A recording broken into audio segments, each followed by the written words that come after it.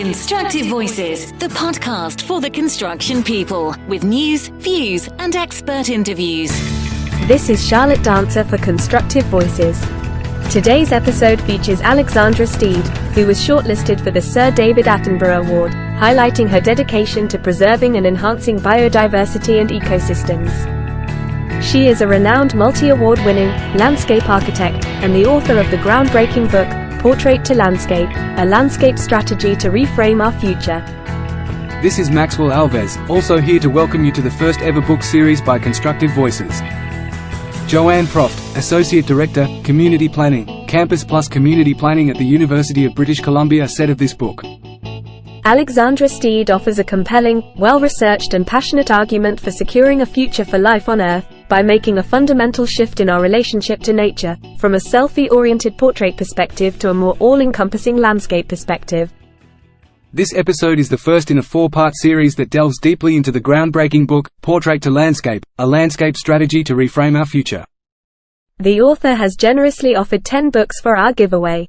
Be sure to check out the information on the Constructive Voices website, constructive-voices.com, and on social media.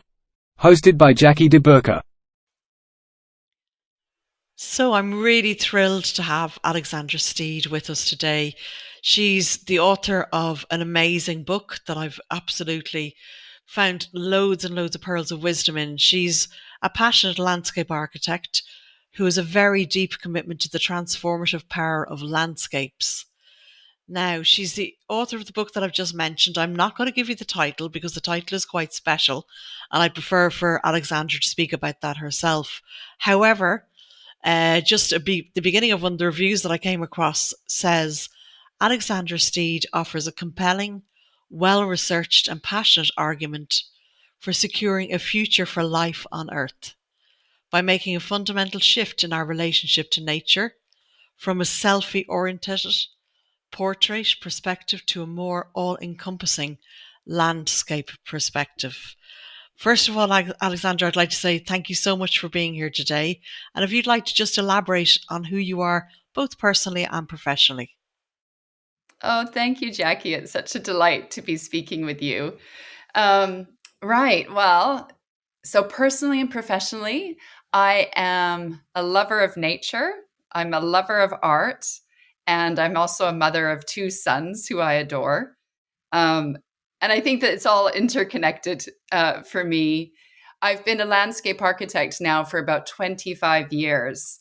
And I'm still as passionate about it now as I ever was. It's allowed me to take my love of art into what I think is the most exquisite medium, and that is working with the land itself and sculpting and collaborating with the living world to create these living works of art is how I see it. So that's what I'm really passionate about. I must just comment on your illustrations in the book. They are absolutely wonderful. Oh, thank you so much. Yeah, I find them really helpful to sort of clarify the ideas, even for myself, but for others too. Sure. So let's talk a little bit about your professional background. You have your own practice as well as obviously being an author. So let's just discover a little bit more about that side of you. Right. Well, as I said, I've been in the field of landscape architecture for about 25 years now. I studied at the University of British Columbia in Vancouver, where I'd already done a degree in art. And then I decided that I wanted to take my art sort of into the public realm and into the landscape to make what I kind of see as the most interactive and experiential artworks. And so I've been doing that for 25 years. Initially, I worked at the City of Vancouver Greenways Department, which in those days was a very innovative idea to bridge engineering and planning, and then to bring landscape and art into that to create cycling and pedestrian routes through the whole city. So to create a network of these green and beautiful routes that people could travel through the city on. So I did that for a few years, and then I moved to London 20 years ago. And I worked in a variety of practices there. I first worked in an urban design practice. Then I worked with a wonderful landscape architect named Martha Schwartz, and ended up running her studio in London. And then following that, I worked with ACOM, and I ran the design studio there. And I had a huge opportunity there to work internationally and to experience working at a very grand scale. The projects we did were very large. And so then I brought all of that kind of experience with me when I started my own practice called Urban back in 2013. And I did that because I was so passionate about creating environments to bring beauty and joy to people's everyday lives. So that's what I've been working on ever since. So yes, what an amazing story. And what brought you, first of all, to write a book? Because of course you've painted a very busy and colourful professional life up until this point. Yes, well, I think I'm very fortunate that I have a very good team working with me at Urban. And so I felt the company was in a place where it was running very smoothly. I had some excellent people leading the projects, and I thought, well, this is an opportunity now that I can work on a book, which I'd been wanting to do for a few years. And I think I was really starting to feel the pressure of time catching up with me, and ideas that I thought needed to be sort of disseminated in the world very quickly and urgently, because the book is a call to action, really. And I thought, if I don't do it now, I'm going to have missed the opportunity. So I did feel some urgency around that. And I decided, okay, well, I'm going to take this year, which, it was basically about a year that I spent a lot of energy on the book, at the same time working in the practice. But it was a busy year. Mm-hmm. Yeah, I can absolutely appreciate that. Now, let's get to, because I deleted the idea of putting the title in at the beginning of your book on purpose, because the title is very special. What is the title of your book, and what is it about, Alexandra? Right. Well, it's called Portrait to Landscape, a landscape strategy to reframe our future. And so the phrase portrait to landscape became a defining phrase for me, and it helped me sort of hinge everything in the book on that perspective. So really, portrait to landscape for me means two things. One is a shift in our perspective from looking at things kind of, if you understand a portrait orientation, it's vertical and really focusing on ourselves, and then flipping to a landscape orientation that's much broader, and it's a wide angle landscape lens where you include the living world around you and your environment and your context. So that's one way that I envision that phrase. But also to me, it means flipping from just looking at ourselves, so a very kind of inward focused, more selfish gaze, outwards to the fuller community, and not just the community of people around us, but the full community of life that is so often ignored by all of our economic structures, our financial structures, our political structures. That full community of life is often just ignored and seen as something to support us, rather than support us financially or in terms of what we can extract and take from it, rather than thinking about how we are so interconnected. So that's really what I wanted to convey in that phrase, portrait to landscape, is a shift in our perspective and in our worldview. Okay. Now, I think that the title obviously is absolutely brilliant, and the book is absolutely brilliant. But for those who haven't read it, in a very quick explanation, what is it about? Like an elevator pitch. It is, as the title says, it's a landscape strategy to reframe our future. So I'm a landscape architect. What I know how to write are landscape strategies. I don't really know how to write books. So what I did was I framed the book as a landscape strategy. I provided a vision for how we could create a new Earth. I then went to describe our baseline and our current situation. I looked at how we came to this current situation. And then the book goes on to explain how we now then can transform that current situation into something much more beautiful and much more wholesome and integrated.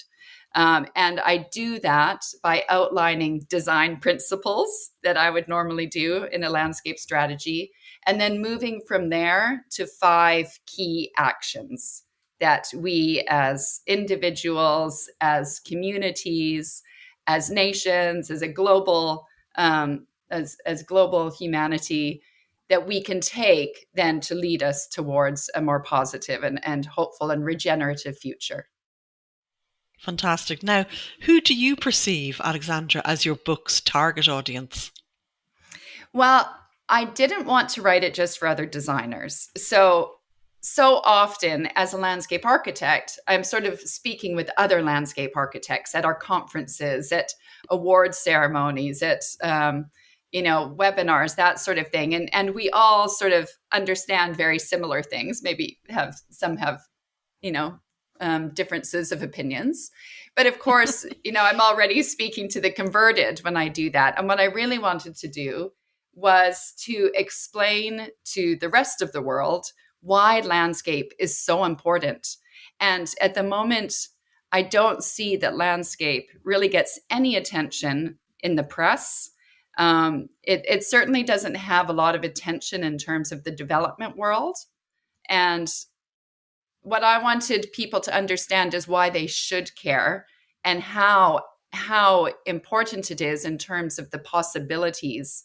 And if we focus on it, how we can really overcome many of our current environmental challenges. But it's beyond that. It also extends into so many of our social challenges and economic challenges as well. So I wanted people to see all these marvelous benefits that landscape can bring when we pay attention to it and when we really focus on it in terms of human development. So, of course, we're recording this in May of 2024, and it'll be released in June of 2024. But, people tend to listen to these podcasts for years afterwards. So that's why I'm marking the date. No other reason for it. But at this time, we're only a few months after the biodiversity net gain law has come out in England. And in a sense, that's like, okay, that's a little bit of, it's a little bit of admission that, okay, we need to consider the landscape when we go to do developments now, because we really have messed up massively. And now we need to sort of do something. Whilst it's not enough, it is something. And I guess that brings us in a way to, it's like this tiny realization. And whilst, as I say, I don't believe it's enough at all, it brings us to the big question of, like, humanity and the relationship with nature. We've got to the stage where we think we have to make a law to do something that will make a small difference, not necessarily even a big difference. That brings up the huge question about what is our current relationship to nature? What do you think? Well, thank you for bringing up the biodiversity net gain, because as you say, that really is a significant step forward. I was speaking to Professor David Hill last week, actually, during an online webinar, and he is the person that was really advocating for biodiversity net gain. He's an ecologist, and so he was working with the government to advocate for this legislation for 20 years.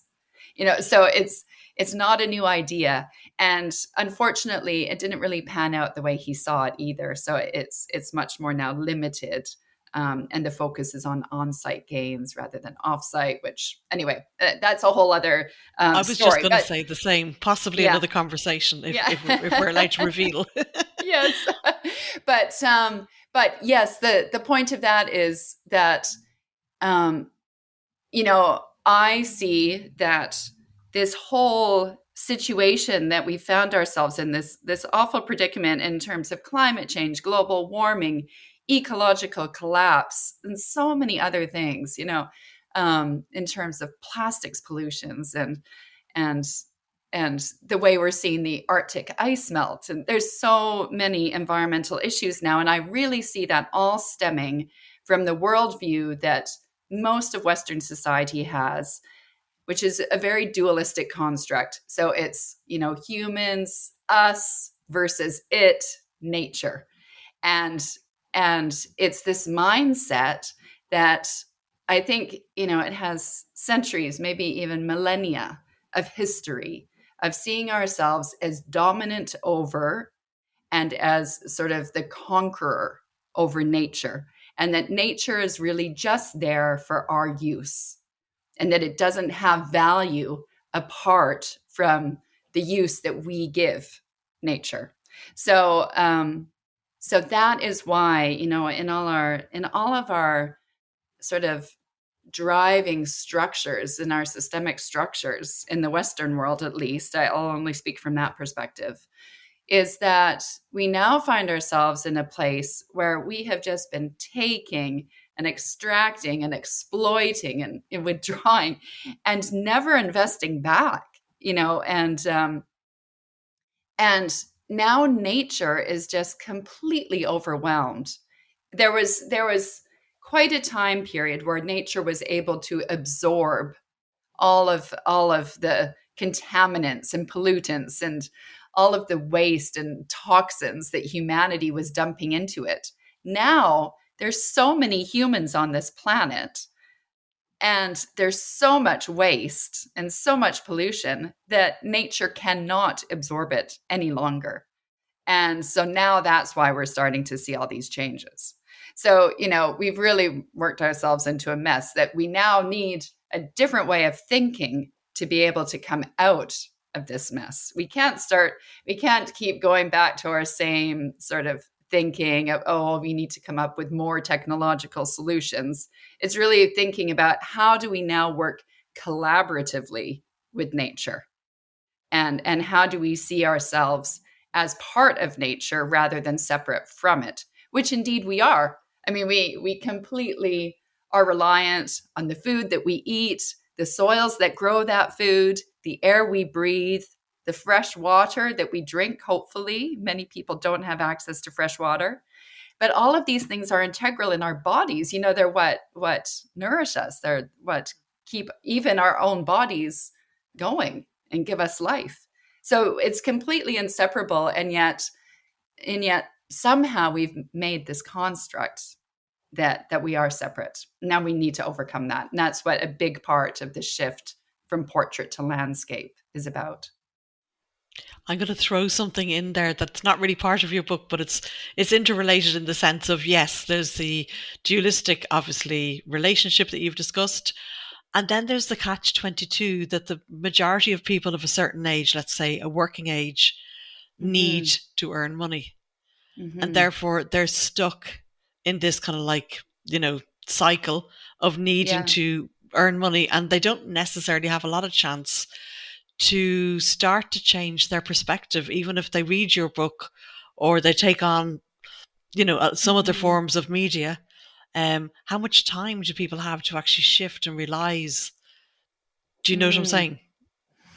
Yeah. Well, it's a good question. And of course, it's something that I think it's a shift that has to happen internally. And once that has happened, I think your whole perspective on life changes. And then, for example, what you choose to do for your work might be something very different than what you had chosen previously. How you choose to eat, that will change. How you choose to get from A to B, perhaps rather than choosing to drive and to use fuel, you might choose to walk or to cycle and actually get exercise and, Sure. to nourish your body that way as well. So there's all these things when we start to have a different perspective with our lifestyle, will then I think start to evolve as well. And I know that's happened in my own life, more and more and more, just different aspects of that mentality then are integrated into my life and just become part of my daily routine, which I don't even think about then any longer. But I think, going back to the question of work and careers, there's actually a huge amount of opportunity for people getting involved in different green types of approaches. And for example, the government and governments around the world have said that by 2030, we need to have protected 30% of land and 30% of seas. And yet there are very, very few people trained in conservation, in park management, and that sort of thing. And yet we'll have all these protected nature spaces with very few people that know how to manage it. So there is a huge lack of experience and skill. So we need now people to start going into those fields that in the past had very little funding, had very kind of few routes of education through, but now those are picking up. And so there's many, many opportunities that way. That's just one example of the type of career that people could maybe get involved. Yeah, I mean, it's a great answer what you said previously about, once you start to adapt, one or two of the smaller changes in whether it's food or taking a walk rather than the car or cycling. And it is just like an exercise or a diet regime. Once you start, to get over the regime bit and it just becomes part of your life. So that's an excellent point. Now, probably we should have a conversation in 2030, if not before. Meaning to see where we're all at in 2030, but that's just throwing it out there because it is only six years away, obviously. But going back to the book, obviously, let's talk about landscape as a living canvas. Right. Well, I like that expression too because, well, for me, it resonates very well as somebody that was trained as an artist first. So I understand the process of art and the process of painting. And what I love the most about landscape is its ability and its inherent quality of constant change. So while it is fundamental and so robust, it's also something that's constantly changing and adapting to various influences that are received. And we have the opportunity to then work with the landscape as a living canvas and helping to sculpt it in a way that is healthy and that will bring about restoration rather than decline. At the moment, the landscape is always being changed. But at the moment, whether it's sort of incidental or intentional, most of the inputs and most of the influence that we're having on landscape is changing it in a way that is that is negative, that sort of causes the decline of ecosystems or, that sort of rapes the landscape. But we have this opportunity to completely change that and to sculpt it and to create, as you said, a living canvas, something that is very beautiful and that is nurturing and growing and that we can help to steward. So we have this opportunity to be stewards of the earth rather than sort of its biggest perpetrators. So one of the quotes that you use in the book, Albert Einstein, a human being is part of a whole called by us universe. That's only a short little part of the quote that you've included. That goes back to what we were talking about, really, that we do feel separate from nature. How do you see that we can get over that? I mean, in terms of, you've talked about like the walking and the cycling. Are there other tips you would have for viewers and listeners, how they can suddenly or more quickly get closer to nature? Well, that's a great question. I know it's so difficult for so many of us. Living in London, I often didn't even have a garden, maybe not even a patio or a deck. And I know there's many, many people around the world that are disconnected from the land, disconnected from the soil, and it can be really, really tough. And so, I mean, I'm currently in Vancouver. I think at the moment you can see all these leaves behind me. Beautiful. In a city like Vancouver, it's much easier to connect to nature because you go outside and a few minutes away, there's probably a stream corridor to walk along. And there's the opportunity to just kind of absorb the beauty of the forest around you, or looking out at the sea and feeling the liberation of that. But in a city, I would suggest, just finding those moments. I found that because I walked most places, when I'm in London, that gives me the opportunity to connect with the land more. So I would choose routes, for example, that go through the squares, that go through the greener streets, that possibly go along the canal or by the river. I'm making these choices about how we travel actually is a wonderful way to connect with nature. Another way I would say is, even if you don't have a garden, just putting a few plants on your windowsill and watching them grow and sort of tending to them.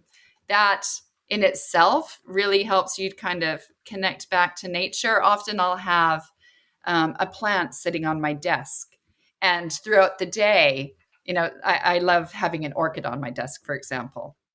So I'll just kind of gaze into the flower, into the blossom itself when it's in blossom, and find that those moments that I have just to connect back, just even to that one flower, really help to ground me and to kind of bring me back to what is important, and to see my interconnectedness with other life forms and other life. So, it can just be those moments that we take to focus on other life forms. So, if you have a dog, that can be a wonderful way of connecting. Or cat, animals often really help us connect back to ourselves and to connect to other things. So I would say, if you can garden, that is a wonderful thing to do. Getting your hands into the soil and seeing the richness there and the life within the soil itself can also be wonderful. So there's many little things that we can do. And I think if you start small and then hopefully over time can build up that connection. Yeah, there's some really good advice, and that's the whole thing, is breaking it down into some little small beginnings that are achievable regardless of where you're living. So that's obviously very, very helpful. You do use an analogy in your book regarding the human visual system, which I found fascinating. Can you elaborate on this? Yeah, well, right. I forget now how I use that analogy, but I have a lot of books on my bookshelf, some that I don't always read, and other. So every once in a while, I'll pull something off the bookshelf and I'll think, oh wow, this book is nothing about like my field of endeavor, but yet sometimes you just capture these key gems, don't you? So there was a book I had on my shelf. I think it was Grand Design by Stephen Hawking, and in it, he's talking about our visual perceptions and how they are actually as much about the observer, us, as they are about what we're observing, the natural phenomena around us in the world. And even the act of seeing, so, we have all of this visual phenomena bombarding us, not just visual, but, all sorts of sensory phenomena bombarding us every moment. And we somehow then have to filter that through our eyes.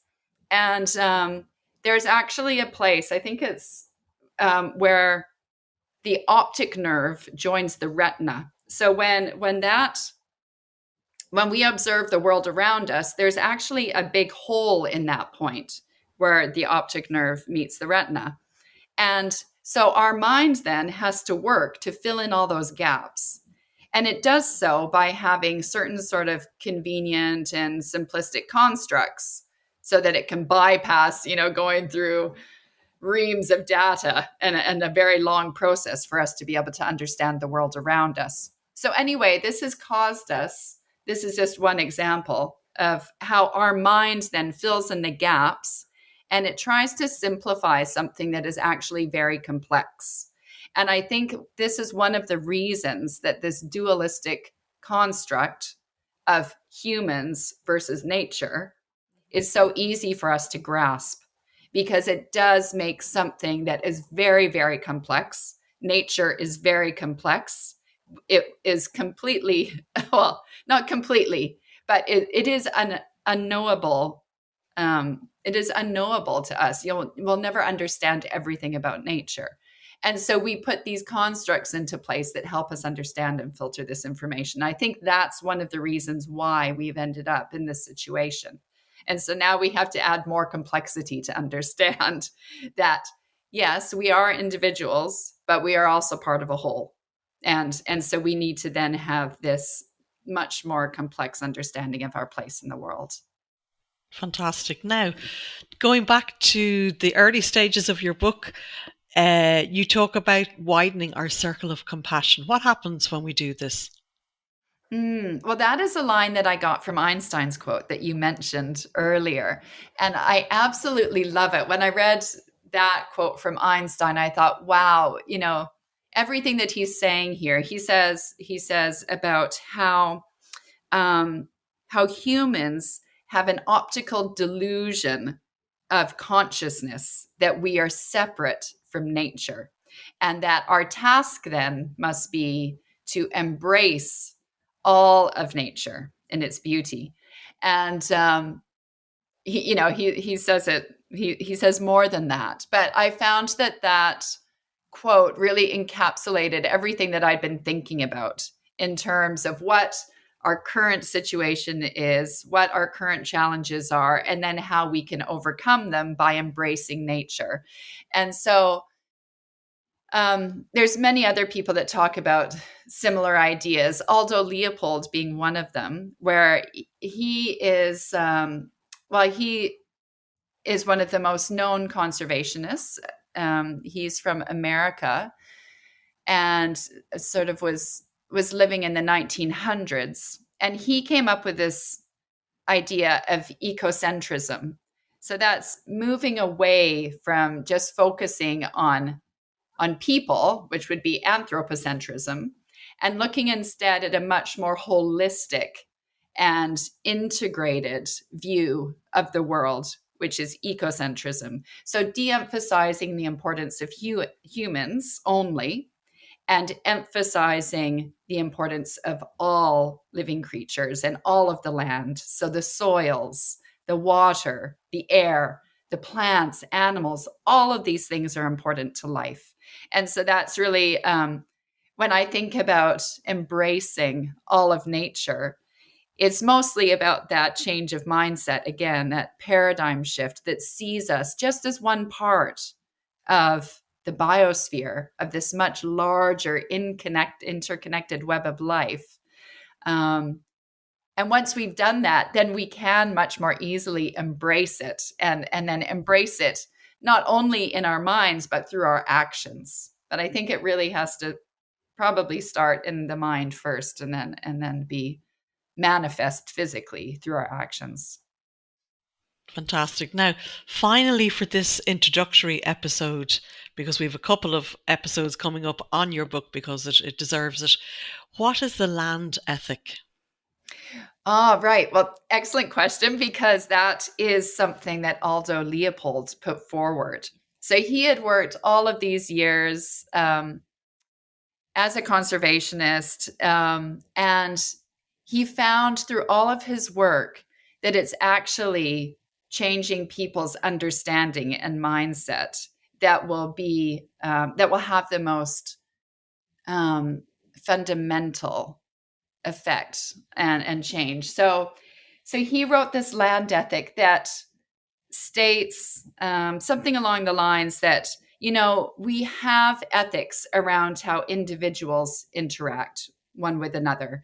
We have ethics around how individuals relate to the community of people around them. But what we don't have is an ethic about how we as people interact with nature and the land. And so that is missing, so we have things like the 10 Commandments, the Golden Rule, that help to guide us and give us a moral compass in terms of how we behave in the world. But we have nothing that helps us sort of control our behavior towards the land. And so his land ethic that he included in a book that he wrote called A Sand County Almanac, it sets out how we must really embrace this land ethic to help steer a new course and to understand that we are all residents on this planet. It's not just human residents. We are all residents, all of nature residents on this planet, and we must protect and control our own behavior in order to protect the rest of nature. And so I think that's a really fundamental element there, is about learning to control how we behave and how we interact and how we inhabit this earth. And until we are able to do so, we will keep sort of wreaking havoc on other life forms. That's a slightly depressing but very true point where we can finish this episode. Obviously, look forward to future episodes where you're going to be laying out a lot more of the nitty-gritty as to how we can get ourselves out of the mess. And also very interesting, when people look, as we'll discuss in a future episode, when people actually look at the history of the human race, it's actually quite small in perspective to the whole. And that's something we'll be talking about in a later episode. Alexandra, it's been an absolute pleasure to have you. Oh, thank you so much, Jackie. It's a pleasure. This is Constructive Voices. Constructive Voices, the podcast for the construction people, with news, views, and expert interviews.